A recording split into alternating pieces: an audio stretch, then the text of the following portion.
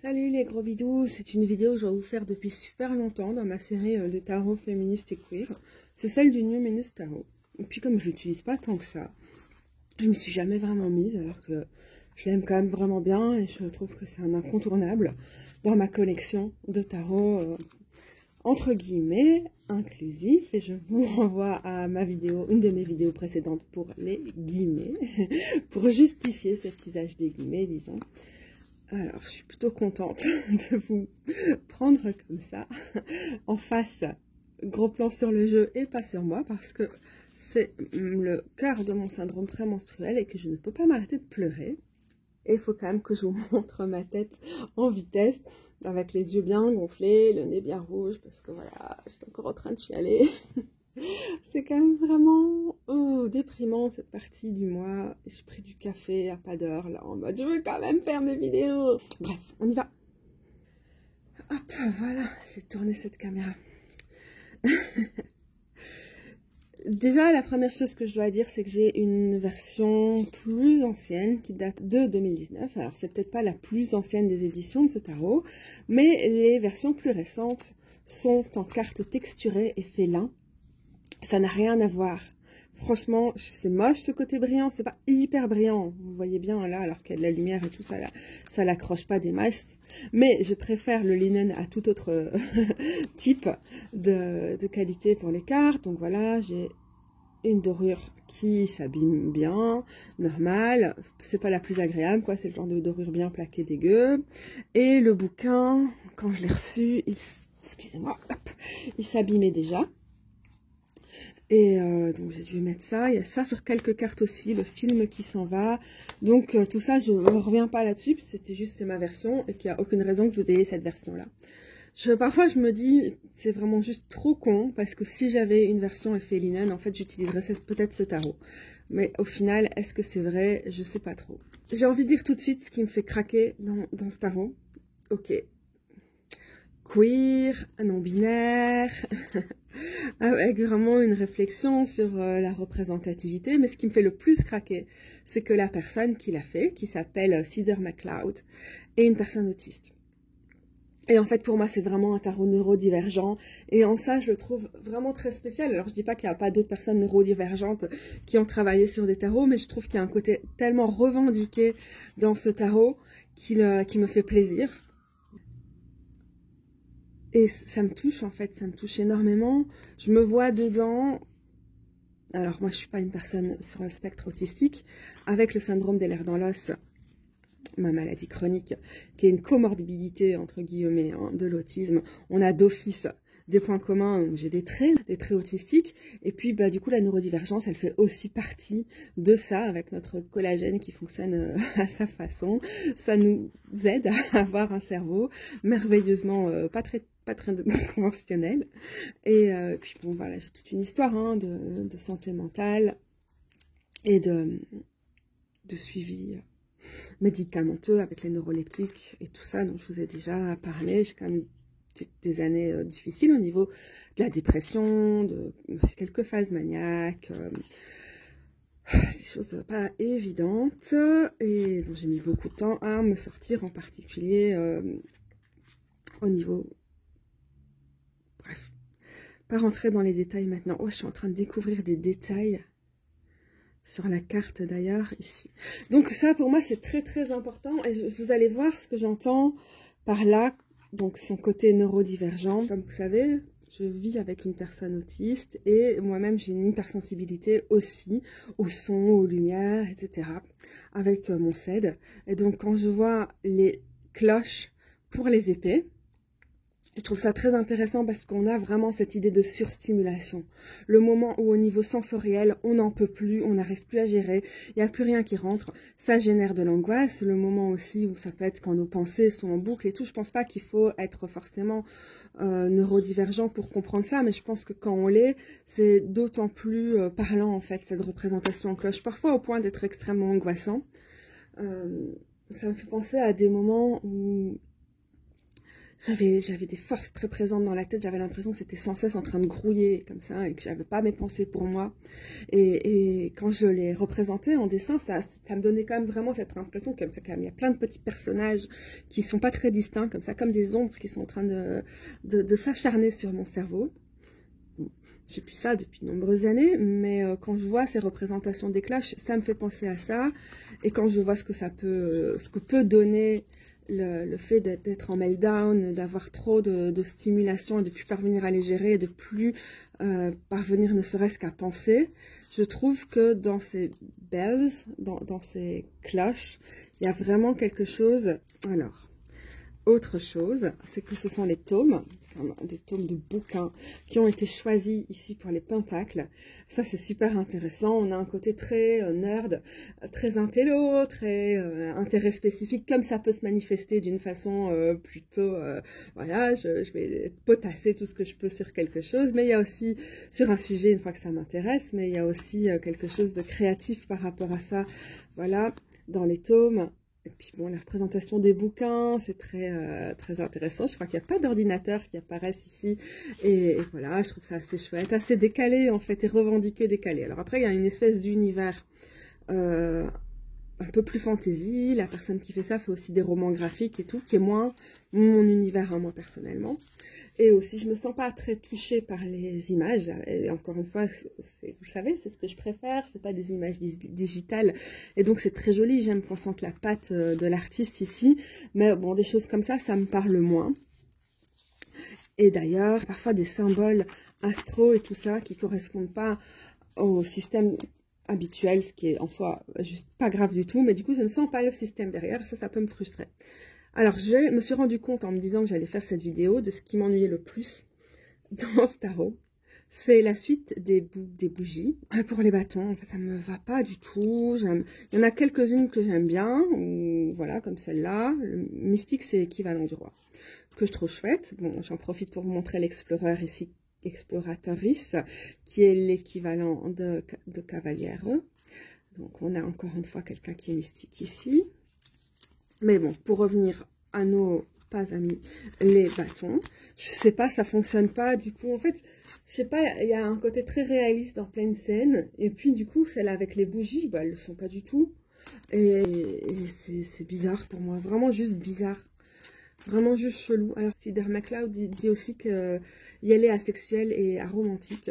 Et je trouve que ça se ressent dans le jeu et que c'est quelque chose qui manque. Je pense que beaucoup de tarots ont une énergie sexuelle qui ne va pas convenir à tout le monde.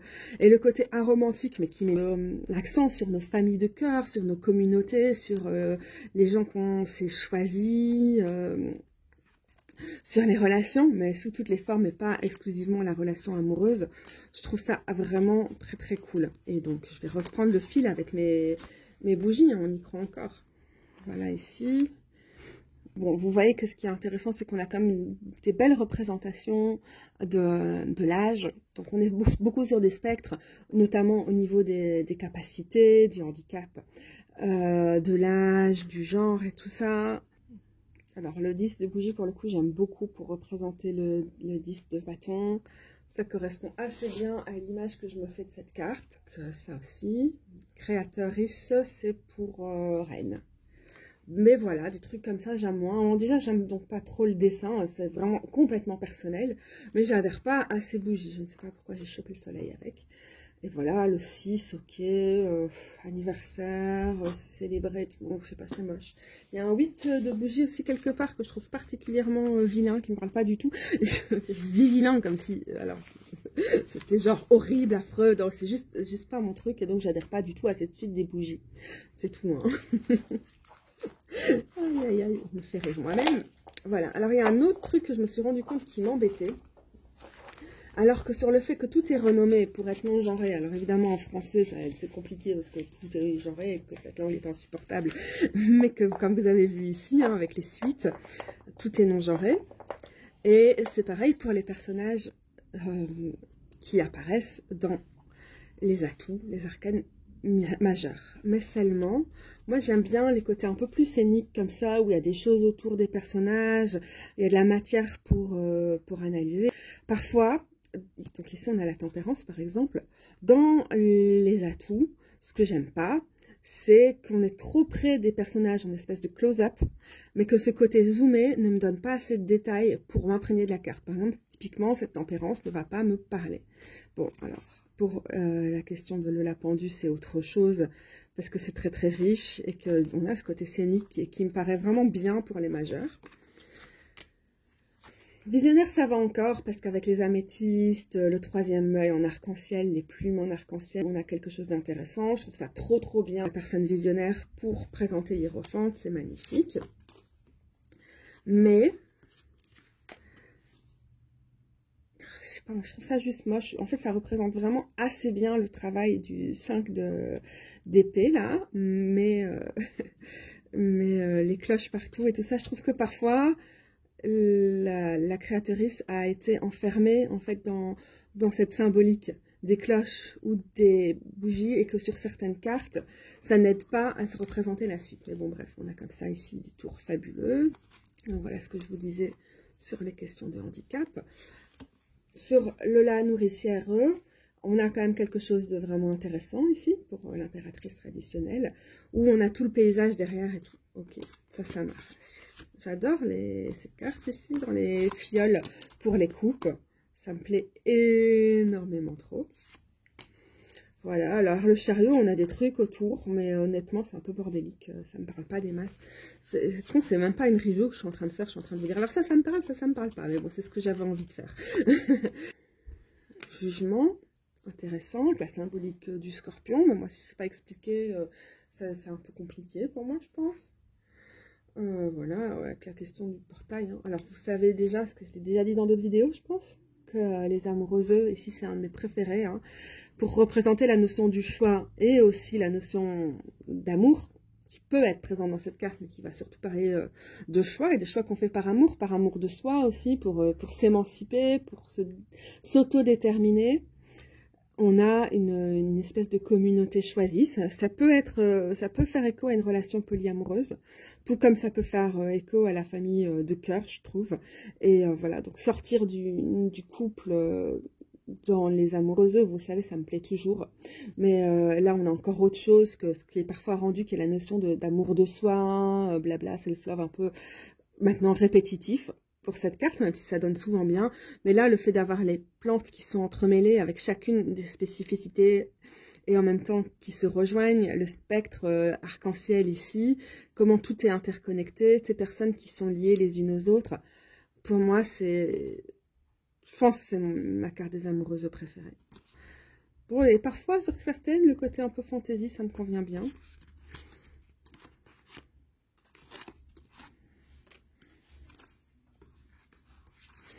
L'ombre pour le diable, c'est très chouette comme idée. Fondatrice pour empereur. Là, j'aime bien parce qu'il y a beaucoup de détails dans la tenue et tout, et ça me convient. Mais dans celle comme ici, avec le soleil, on a un grand plan sur la personne. Là où pour moi, ça peut marcher, parce que c'est très très riche là. Ici, avec la créatrice de fiole, sur le soleil, bah... ça me donne rien en fait, ça me parle pas trop. J'aime pas dans les majeurs quand on a ça, et même sur certaines figures, mais là c'est juste moi, c'est juste que la symbolique ne me parle pas, là c'est un peu différent, je crois. Voilà, la mort, c'est trop gros plan sur le visage, et assez peu lisible. Pour moi, encore une fois, vous êtes peut-être en train de voir ça, et ça vous parle direct de plein de choses trop passionnantes, et tant mieux. Magicien de 20 nœuds pour Divinatoris, pour la prêtresse. Magnifique, hein, le 4 de tome, là, pour remplacer le pentacle. Avec le verrou sur les bouquins, c'est une symbolique très belle. Alors, il y en a que j'ai du mal à comprendre, ici, comme avec le 7 d'épée ou cloche. Le livre est très, très, très, très chouette. Super intéressant. J'aime bien l'interprétation de l'auteur Is. Alors après, très, très honnêtement... je le sors pas souvent, parce que je sors pas souvent le jeu non plus. Mais je l'ai ressorti ces derniers temps, le jeu et le livre, du coup, pour m'en imprégner un peu. C'est très, développé. On a beaucoup de place pour le sens à l'envers de la carte. L'un dans l'autre, ça fait un spectre. Hein, ça peut être intéressant. Même si vous lisez pas les cartes renversées, c'est toujours chouette de voir le spectre des significations qu'on va de toute façon appréhender quand on lit les cartes, même si on ne les lit pas forcément renversées. Et donc c'est plus long ici. Vous voyez, dans l'arcane majeur, on a une double page. Contre une pour les autres cartes. Donc rien de spécial à dire, si ce n'est qu'il est vraiment chouette, très très bon compagnon d'apprentissage du tarot aussi. Ah oui, au fait, l'envie de faire cette vidéo m'est venue parce que Natalia de Dinoco en parlait sur sa chaîne dans ses tarots et oracles préférés de l'année passée, je pense. Ça m'a donné envie de vous en parler parce que c'est quand même un grand classique, ça fait longtemps qu'il est sur ma liste des reviews. Et ouais, je trouve qu'il a vraiment un langage qui lui est propre, un univers qui lui est propre. Alors évidemment, toute personne neurodivergente ou autiste va pas se retrouver forcément dans les images qu'on a ici, dans cet univers. Mais en tout cas, c'est quand même déjà très intéressant d'avoir un tarot créé par une personne autiste avec une personnalité autiste très présente et très parlante et très intéressante aussi à ramener en tirage. Et c'est pour ça que j'ai envie de le célébrer, je pense, ce tarot d'ailleurs. On va célébrer puisqu'on a le 4 de bougies sous les yeux. Et voilà, encore une fois, hein, cette grosse représentation de bougies autour pour le coup. C'est vraiment juste pas fait pour moi, c'est dommage. Hein. Voilà, alors on a des cartes comme celle-ci qui vont parler énormément. Avec cette création manuelle de fanzine pour le 8 de Pentacle, ça lui va si bien. Et Dreamer, donc Rêveuse, c'est pour les valets pages, je vous l'avais pas encore dit. Définitivement pas un de mes tarots de base, mais définitivement un tarot qui a un langage qui lui est propre et qui est très doux, très amical, j'ai envie de dire. On a l'impression d'avoir une pote qui s'exprime à travers lui. Beaucoup trop peu de personnages gros à mon goût dans ce tarot-là. Franchement, pour moi, c'est un flop. Je suis toujours déçue de toute façon. Donc, voilà. On a l'habitude. Et voilà pour cette petite revue qui, j'espère, va vous convaincre de la nécessité de ce type de tarot et de l'importance de celui-ci. Et j'espère pour les personnes qui s'y retrouvent un peu mieux, qui ont plus de facilité à lire. Salut Sawin! T'as ouvert la porte comme une bourrine, ma chérie, tu viens? N'hésitez pas à me faire votre feedback, du coup, je serais très intéressée. Sawin, tu viens sur la photo? Non, je vais manger ta plante. Tu vas manger ma plante? Tu ris ou quoi? Oh, je vais manger ta plante, si. Oh, que oui, oh, tu vas le manger. C'est le cadeau de Soumaya, tu peux pas le manger. Ouais. Elle a mangé. Arrête. Bon, ben, comme quoi, hein, faut qu'on arrête. C'est un peu satanique, hein, quand tu veux. Montre ta tête. Oh, c'est pas de Satan. Bouh, satanique, ne renverse pas ce truc.